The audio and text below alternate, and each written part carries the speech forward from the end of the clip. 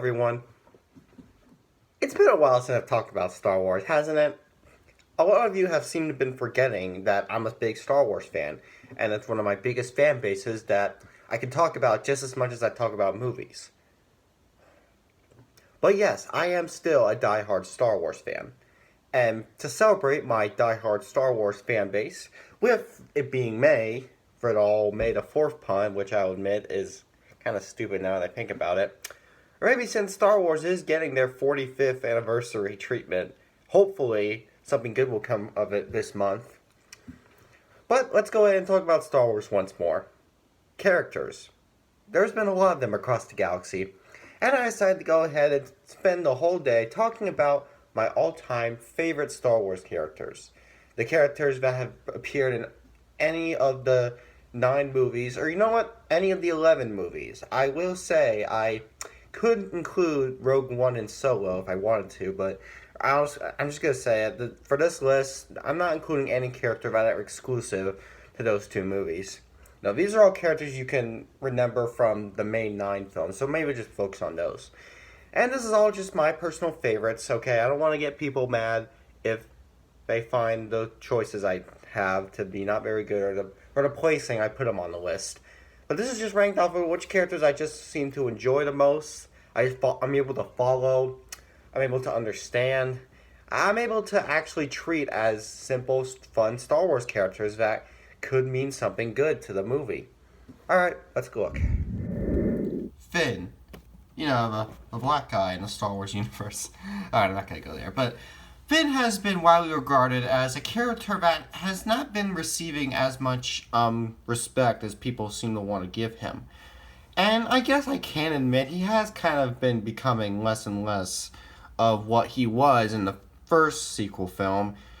But even though his appearance has kind of gotten a little bit of the shorter end of the stick in the other few movies, does that bother me as much as those people do?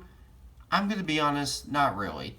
Because even though he's become less important than in the first movie, they're still giving him enough respect because he still does have enough importance in these movies. He's a stormtrooper who worked for Kylo Ren until he decided to go ahead and sorry, this camera is I film in such a weird position. Hold on, I gotta adjust it a bit. I'll just go with that. Anyway, he's been seen as, he is a stormtrooper who turned to the good side for a reason, mainly just because he prefers his goodness. He's not like Lando, where he'll just be on them side, because, I'm being terrible right now. Anyway, yes, he's, a chosen one who has wielded a lightsaber, but for the remainder of the movies, is mostly used, to help with the galaxy, just for an extra, be an assistant in the works. So his character does still work well, even if it's not, even if it isn't major anymore. It's minor, but still major. It's like I don't know a way to put it, but like he's still a big part of this group. It's just, he's not the leader anymore. We could have considered him to be a leader, but he was not a leader. So, yeah, that's just how it is. Regardless, I still enjoy Finn. I still like the things they gave the character. And yes, I still think the sequels have a good thing to them. Even if people want to call a mental facility or whatever they want to do, they can call for help. They can just have the FBI show up and get mad at me because I like the sequels. Oh no, the world's coming to an end. Han Solo. Now, I'm sure a lot of you fans are probably going to be kind of pissed to see Han Solo this high up, or this low. I don't know why they call it, but the reason Han Solo is at number 9 is not because this character is way too major of flaws, because he is on the list. I enjoyed the ways of Han Solo's abilities, because he has had a lot of good receptions. And I do like the kind of things he does, because he is also known for being an assistant when it comes to helping out. He wields a pretty awesome gun. He was able to control an awesome Millennium Falcon ship, which I always wished could own. God, I would love one of those things. He's really done so much to help. Because, like, he's the kind of person that if you need someone's help when you can't do something on your own, you just call in Han Solo for his help. He is someone I can always look up to. Regardless, though, I do have some things I want to say about him that make is the reason he's at number 9. First off, his appearance in A New Hope was kind of on the lower side. Not that it was a bad choice, he was still a good assistant. But it was mostly just because of the selfishness he seemed to have for most of the part. Like, the only reason he was helping, say, Princess Leia is to, just so he can get that money from her. Which probably he wouldn't have gone since Alderaan was destroyed. But anyway, he also decided to leave Luke Skywalker after they already conquered a lot and just decided to let Luke handle things himself, not help him again. But even though he did come and help at the end, I still the fact that he did that in the first place for no reason, it kind of bugged me a bit. But even though those little issues, he's gotten a lot better over the movies. Because over the 3 movies, he's still become a better help. It's just sometimes he can get a little too selfish to where I could almost say he's unlikable. Thankfully, though, he is not unlikable. He is awesome. And he is something that me and mostly my dad can look up to. Obi-Wan Kenobi.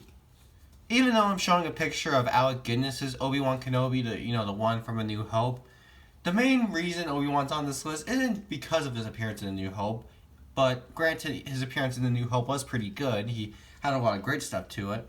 But I'm, of course, talking about him in the prequels. Obi-Wan in the prequels was the awesome character. He just had it all. He had the Force, he had the lightsaber, he had the training abilities, and of course he had all those great one-liners. We all gotta give it to Ewan McGregor for bringing Alec Guinness's Obi-Wan to the big screen at a young age.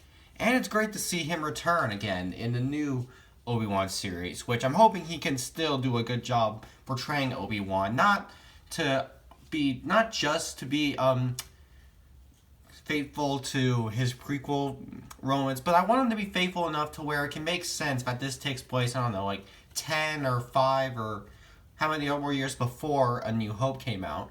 Like, have him be like 60 years old or something, not sound too much like young Obi-Wan, nor have to sound too much like old Obi-Wan. Just kind of be like in the middle age there. He's 51 now, so maybe that'll work, but we'll just have to see. Anyway, Obi-Wan's the definition of the Force. I mean, okay, I probably wouldn't say that in the end, but he's the one person who's able to have everything to know for it. If you need to know something about the Force or how to use a lightsaber or whatever, Obi-Wan is the person you can get help from. Obi-Wan knows it all. Obi-Wan knows. I thought I had a pun there. I don't know. Just something came up through randomly. Okay, let's move on. Obi-Wan Kenobi's awesome. We can't agree. He's great. Now this is going to be where I will be getting thrown things at. I feel like even though you all are watching this on a phone or whatever, you're still going to find a way to throw something at me. People just really don't like Rey for one reason that I seriously do not understand. She's a Mary Sue. Not because, okay, I do not know what the hell that term means. What the heck does Mary Sue mean? That's dumb. But anyway, people say that she never has any trouble she has to worry about. She's always able to get things done easily. Bullcrap. Do you not know? Okay, I mean, yeah, okay, sure, she succeeds in 3 movies, becoming a lead, but come on, you all are not thinking right. I'm just saying, she has gone through stuff. She's been kidnapped. She has been alone. She's been completely betrayed by many people. I mean, she had a lot to handle. Like, the people who died around her, the issues that she has to handle when it comes to having to be the one to hold the lightsaber, or having to find weird ways to learn about the Force. Or maybe when it was confirmed that she's related to the craziest Sith of all time, Palpatine. Ooh, how did Palpatine return anyway? That's stupid. Okay, can I just enjoy what I like to enjoy? Do I really have to follow what people say? I mean, come on. Are they really that bad to where I just get criticized this badly? Anyway, yeah, I think is getting less treatment she deserves. She has the perfect skills up her sleeve because she does know how to handle things. I mean, she can be a female lead in many ways. She defines many ways of how female leads can be in Star Wars. So we never really got many female leads in the Star Wars universe. We have Leia. She was a female character, but she never really seemed to have been respected far enough to where she could be a hero in all the situations. She owns a pretty cool blaster, but that's about it. So yeah, I'll get hated for thinking I like Rey better than I like Leia, but I don't care because I look up to Rey as perfect enough, no matter how many people would want to hate her. In fact, I feel like Star Wars fans are the type of people who, if Daisy Ridley showed up, or I don't know, Rey, someone dressed up at Rey at Disney World, if they showed up to tell them who they are, people would just go out of their way to hit them just because they really think the character's that bad. It bugs me. BB-8. Now, here's a character some people can't argue about. BB-8's awesome. He's a droid that can roll, that can move his head pretty well. He has many gadgets he can hold on to. He has a pretty big powers up his sleeve. You can see all the little cute little gadgets BB-8 has. BB-8's definitely a great kind of droid to own. He can roll around a lot. He has a lot of cool things to look at. You can see his antenna. It's pretty cool. I think BB-8 does a lot to be an awesome character. A droid, really. So should he count as a character since it's just a droid? Nah, it has feelings still, right? I mean, yeah, sure, it has feelings. BB-8 is a fun droid to own. I really don't know what much else there is to say. I guess one thing I will say is, hold on. I got this cool Lego thing I wanted to show. It's BB-8. Any of you own it? Of course not. No one collects Legos like I do. I would show you a Lego collection. Maybe I will sometime. But no, we're not doing that right now. Right now, let's just focus on the real thing. And the fact that BB-8 is a pretty awesome droid. So, now let's talk about Chewbacca. We've talked about all the greatness Han Solo has to offer. But now let's go ahead and talk about Chewie. What does Chewie have? Chewie. I love that term. Chewbacca is Han Solo's partner, best friend, furry, lovable character who is always, he has an awesome blaster, okay? And, I really don't see many problems with him. I feel like Han Solo treats him badly a lot. I mean, I remember all the insults he was given by Han, fuzzball, all walking carpet. Come on, cut Chewie some slack. He's a beast, okay? He's just trying to help, okay? He's not, I feel like most Wookiees like that would be on the side of just wanting to get their food by eating all of them, but he doesn't eat them. If anything, he does the exact opposite. And that's what I like about characters like Chewie.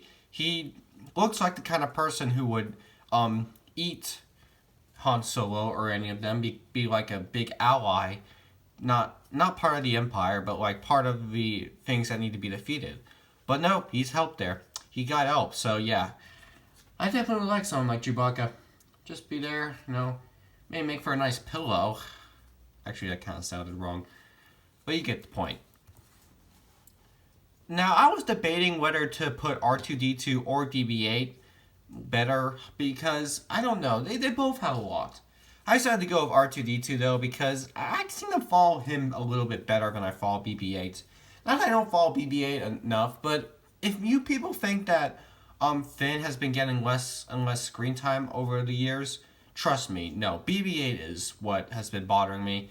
His screen time has decreased by a lot, so I think that's kind of just sad. R2, however, he's appeared in every Star Wars movie, except for Solo. And he's been a great character to look up, a droid. He's a cool unit that can own. I do have one thing I want to show you all, but it's all the way in my closet, and I don't want to go all the way over there, so we'll not focus on that. Let's just talk about R2-D2. He's an awesome droid, okay? This is kind of droid that may not be as fast, but is still as enjoyable. More enjoyable. Now let's look at the hero that brought all of us into hope. The hero that it defines Star Wars heroism. Luke Skywalker. The main protagonist of the main 3 movies. And even though he's only known as being the main hero in 4, 5, and 6, he's still been recognized and acknowledged throughout all of the other ones. In the sequels, they give him a good enough respect, despite what many people like to think. And in, I don't know, some other stuff, like when he had his appearances in Mandalorian and Boba Fett. He's been still regarded as that good of a Jedi. I like the evolution he goes through. In episode 4, he was a farm boy who was just learning about the Force and how to use lightsabers. In episode 5, he continued his learning, but more or less got more abilities to use the Force, and just was ready to get better for it. And in episode 6, he was a fully trained Jedi that was ready to finally save the day. You gotta love that evolution. He's always that great. And even though I did want to put him at number 1, I don't know. Maybe he isn't as great to that point on. I'll admit I love him, but I don't know. There are just some other ones that I find superior. Superior? Tell me if that was a good impression. It sounded like a good impression from here, but did the camera make it sound bad? Did the recording audio make it sound horrible? I don't know. Impressions are terrible, mine are. Okay, that actually kind of sounded bad. Let's talk about Yoda. While I said Obi-Wan Kenobi is the definition of the Force and lightsabers, I kind of over-exaggerated. I think Yoda defines it better. Why? Because he's smaller. The smaller could normally be the weaker. But no, his tininess doesn't affect anything. He kicks ass just as well. In the prequels, he was able to flip around, move, go fast, use a lightsaber, which is cool. In the in the original trilogy, he couldn't flip around that much, but he could use the Force just as well. In fact, his Force abilities have improved a lot, if I could think so. Because even in his old age, even though he doesn't move as fast, he still knows how to help. And still is able to use the Force in many great ways.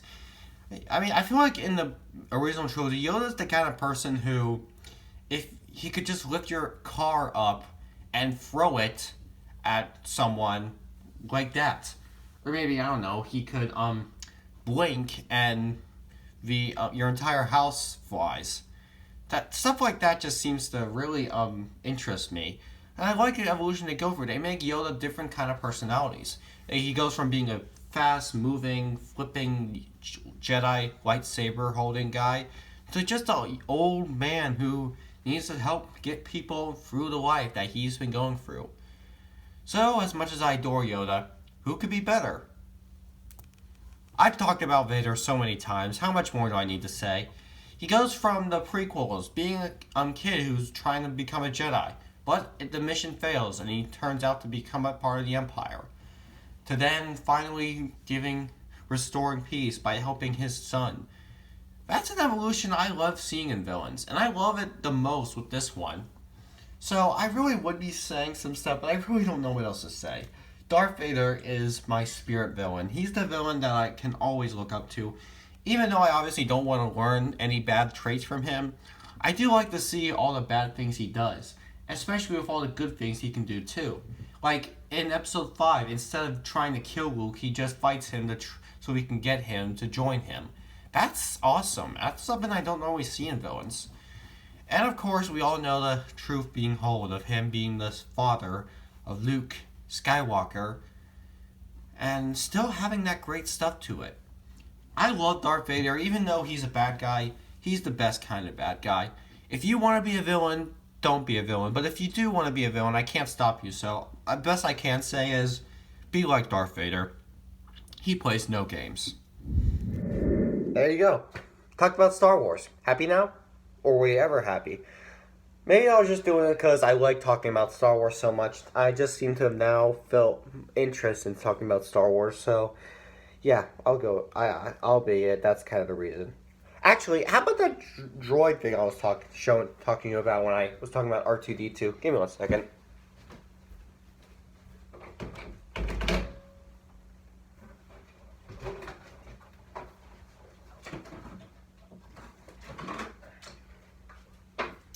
Check this thing out. Built it myself. It's a not really R2 type, but it is. It has a different color scheme, but it's still the R2 style. Actually, I built it at Disney Hollywood Studios. because I did go there last year. I decided to build this thing. Cool, isn't it? It moves. Forgot the remote.